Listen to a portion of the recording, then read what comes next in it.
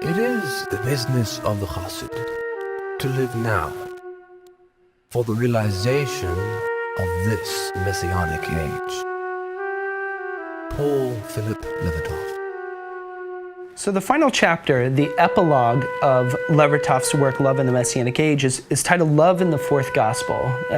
Love in the Gospel of John is what he's discussing.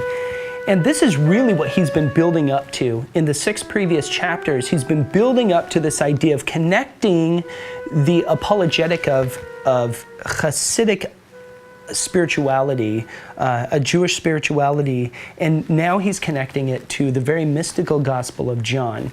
And the key to understanding all of this is love. He writes here that this love is what creates what's called achdut. It's the unity. The word implies a closeness of union, approaching identity. Levertoff goes on to quote, "The multitude of the believers were of one heart and of one soul. Love was the essential and characteristic keynote of the Messianic fellowship. The Messiah is the personification of divine love. He showed what real love is. Therefore, to imitate him means to love as he did. The imitation of him is the imitation of God. To live for him is to live for God. But Christ's love," this is Levertoff's language, "but Christ's love is not only an example for the fellowship, but it is the power which awakens love in it." For Levertoff, love is the thing which unites everything. Love is the interpretive tool to understand the entire gospel that John is writing in. It's what connects us to God, and it's what connects us to one another.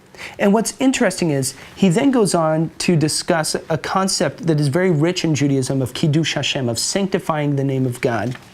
And he goes on and says, the highest motive of Jewish piety, Kiddush Hashem, of sanctification of the name of God, is his supreme objective. Talking of Yeshua, when the Son summarizes the work that he has done on earth, he does not refer to any empirical success, such as the love and faith which he had awakened among men, but the service which he has rendered to God. And this, he's now quoting the book of John. "I have glorified thee on earth," John 17:4. He lives and dies for God's honor. His love is a conscious self-oblation to the will of God.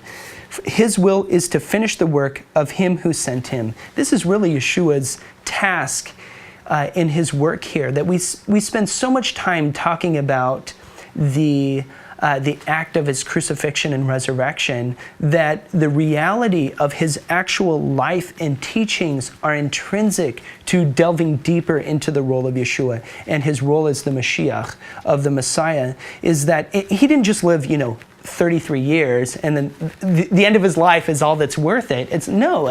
Every aspect of Yeshua's life is intrinsic. And it was intrinsic because, as Yeshua said, I and the Father are one. That love, as Levertoff points out, his will, Yeshua's will, was to finish the work of him who sent him. That's, really the perfect summary of what Yeshua saw his personal mission on this earth was.